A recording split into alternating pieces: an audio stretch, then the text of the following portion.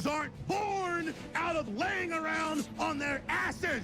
We've been born out of conquering a world. We're the dominant species. We built all this. We're powerful and we're beautiful and we're ready to build the next level of civilization in God's plan. But you must stop bowing to those who want to make you a victim. You must become the victor. If you love God and you want to build a pro-human future, then you are an enemy of the New World Order and Satanism. They want us shut down because we have the Spirit. I'm jacked into the source. I know the secret, and I want to see you empowered. But you have to believe in yourself first. This is the truth, and everyone knows it.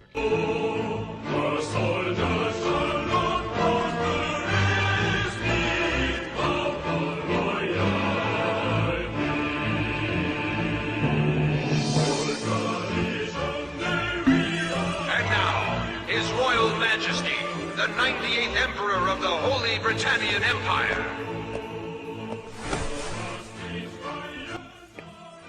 So, ladies and gentlemen, Canada has officially severed ties with the United States. And this isn't something that a media outlet put out. This is something that the unelected Prime Minister of Canada put out in a statement. And so we're going to watch this. We're going to react to it, and I'm going to give you my opinions as an American, and opinions is plural because I have many of them on this particular topic. Our biggest challenge as a country is becoming the most urgent. Over the coming weeks, months, and years, we must fundamentally reimagine our economy. We will need to ensure that Canada can succeed in a drastically different world. The old relationship we had with the United States, based on deepening integration of our economies and tight security and military cooperations, is over. So let me translate that. It would be like if you paid the rent pretty much 90-10 for years. You paid the rent 90-10. And then you went to your roommate that you've been paying the majority of the bills for. You've been taking care of security. You've got like a Ring camera. You pay for all that. You do the heavy lifting for most things. They're a useless, basically, burden. But you take care of them because, they're your roommate and they're still there. And, maybe you were friends in high school and stuff like that. And this person, upon hearing that you want more rent, decide that not only are they not going to pay you more rent, but they're going to try to ruin your life. And we're going to watch a video from Doug Ford, which is the premier of, I think it's Ottawa or Ontario. Who cares? He's a loser. But he's outright stating in relation to this that he wants to hurt the American people. That's what he said in a statement. He wants to hurt the American people. With friends like these, who needs enemies? You mean to tell me that for years you've been ripping us off? Trump goes, okay, we're going to add reciprocal tariffs. And your response is to show such blinding hatred that you boo our anthem. You boo anytime Trump is named. You make these sweeping moves against Tesla and Elon Musk. The reality is that you were never our ally. You were never our friend. You were a mooch. This is not how a friend, our longest friend, as long as we're paying for you. The reality is that to solve this, all you arrogant Canadian retards had to do was lower the tariffs on American goods and make them competitive. That's all you had to do. Instead, because you're arrogant and you're stupid and you have this overinflated sense of sovereignty, nationalism.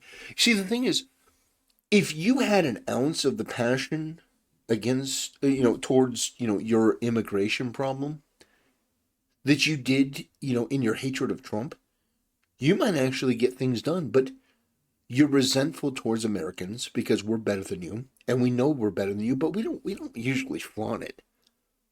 You just go the other way and go, Well, yeah, they think that they're better than us. Of course we think we're better than you. Our military is bigger, our economy is bigger. You in terms of population are basically a state. Across the whole of Canada, you're basically a state. So for you to take the attitude that you are, for you to come out with a statement that America is bad, and we're going to look to France. Really? You're going to look to France? You're going to look to Europe, the European Union? I mean, that's a bold strategy there, Cotton. Let's see how it works out for them. What exactly the United States does next is unclear. But what is clear? No, it's pretty crystal clear. It is crystal clear. You lower the tariffs, we'll lower the tariffs. That's the game that Trump is playing. Or you bypass all of that, you humble yourself, you realize that you're not important as a country, and you never have been. And you become a series of states. You start with Alberta, and you move your way down. What is clear is that we, as Canadians, have agency. We have power. We are masters in our own home. Nous sommes maîtres chez nous. We can control our destiny. Keep in mind that this is the same Liberal government in Canada that froze the accounts of the truckers, that used, just inhumanly cruel tactics to try to get that thing shut down. It was disgusting.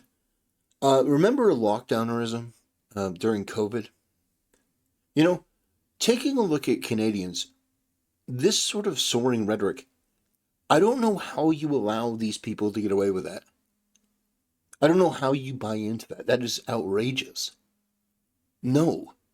You are a tyranny state. You don't have a First Amendment.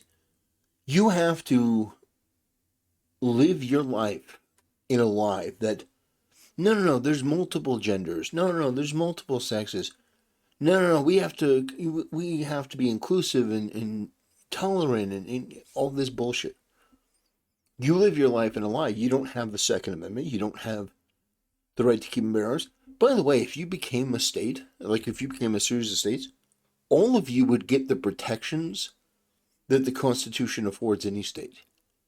But again, you're too short-sighted and stupid to understand this. To understand that if Trump were to bring you into the fold, it would be the greatest thing to ever happen to you. But instead, you'd rather a government like this, an unelected bureaucrat, who, by the way, lives in America.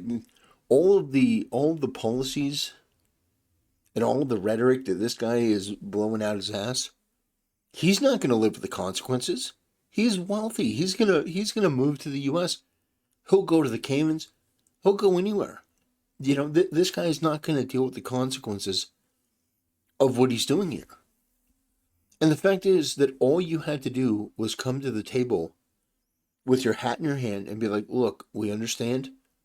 We're going to be removing tariffs as well. We're going to make it competitive. We're going to reduce the tariffs on milk.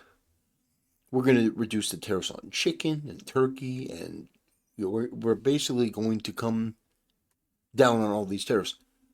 People in Canada seem not to understand that your government was tariffing our goods at a ridiculous rate. So it was almost impossible for us to do business in certain markets. And you think that Trump is somehow the bad guy. It's really outrageous. We can give ourselves much more than any foreign government, including the United States, can ever take away. We can deal with it. You took your own stuff away. All you had to do was come out and say, okay, well, we're gonna take the tariffs down by 25%. We're gonna be competitive. This crisis best by building our strength right here at home. It will take hard work. It will take steady and focused determination from governments, from businesses, from labor, from Canadians. We will need to dramatically reduce our reliance on the United States. We will need to pivot our trade relationships elsewhere. And we will need to do things previously thought impossible at speeds we haven't seen in generations. But we can make ourselves more productive and therefore more competitive. We can break down internal trade barriers. We can build a stronger and more resilient economy. And that's what I'm squarely focused on as your Prime Minister. And that's why I chose to go to France and the United Kingdom, two long-standing and reliable partners, friends, and allies of Canada. And it's why the time will come for a broad renegotiation of our security and trade relationship with the United States. Good. It's why I will work intensively with our partners in business, in labor, the territories and the provinces to find more ways to help Canadians through this crisis and to ensure that our great country emerges stronger than ever. Keep in mind, this guy, what I think Trump should do is I think Trump should say, okay, all right, you want to end the trade and the friendship in quotations, okay, fine. Like, I wish Trump were more of a dictator. I really do. He's really not at all. Because if it were me, and this guy had just come out and said this statement, I would say, all right, any business that has any affiliation with this man who just declared a trade war, this is a trade war. This man, Trump didn't do it. This guy did it. An unelected bureaucrat in Canada who lives in America, has businesses in America. I would say, all right, any business that has anything to do with this man, we're increasing tariffs on you 400% on anything, on any item that you know, whether it's a service or we're going to be taxing you out the wazoo. But that's just me. Trump has another goal and motivation, but I want to show you this radical freak. This guy,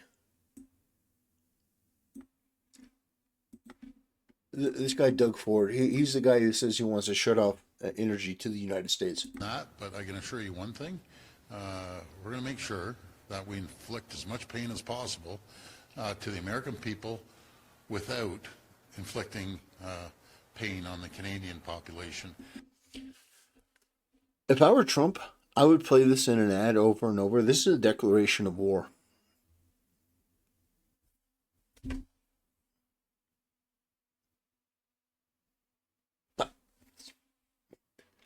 You have our, and this is so funny, Canadians like, we were your closest friends. With friends like these, who needs enemies? No, you've always been our enemy. You've always been a bunch of arrogant people that don't know your place. They think that you can run your mouth like this when we've been protecting you, we've been paying for you. Your economy exists because of us, and that shouldn't be the way that it is. Your economy should either be able to flourish on its own, or if that can't happen, then you become the 51st, the 52nd, the 53rd, the 54th state. This is a crazy statement. People say Trump is the wild one. No. Trump would never say anything like this. Trump would never say, I'm looking to harm the Canadian people. What Trump has said always is, I want fairness. I want to put the American people first, but I want everyone to do well. These freaks, these petty, pathetic, nasty people are content with casually talking about hurting the American people. I'd play this on loop all the time. Well, ladies and gentlemen, that's what I wanted to talk about. That's what I wanted to cover. To the Canadians who are sane, who aren't like some of the retards that I see on Twitter, I am sorry. I am sorry that you have to go through this. But the reality is, you chose terrible leadership. And I know it's not an individual thing, but your country chose terrible leadership. I know because for 4 years, my country chose terrible leadership. But we corrected. And the fact of the matter is that you have your government officials, your elected government officials, coming out and threatening the American people. Yeah, what else is there even to say? You're not an ally. You're not a friend. You're an enemy. You're gonna hurt the American people. These people are pathetic. They're short-sighted. They're arrogant.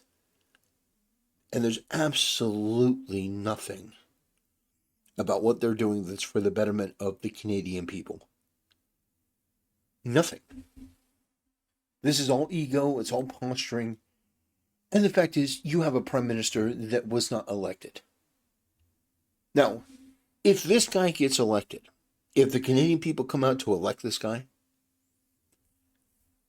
then you deserve what you get. I'm not saying that Pierre is much better because he's an anti-Trump retard. But at the end of the day, this was shocking to see an unelected bureaucrat prime minister come out and just casually sever the relations between the United States and Canada, try to blame it on us, and then say, well, we're gonna find a refuge in France and the UK.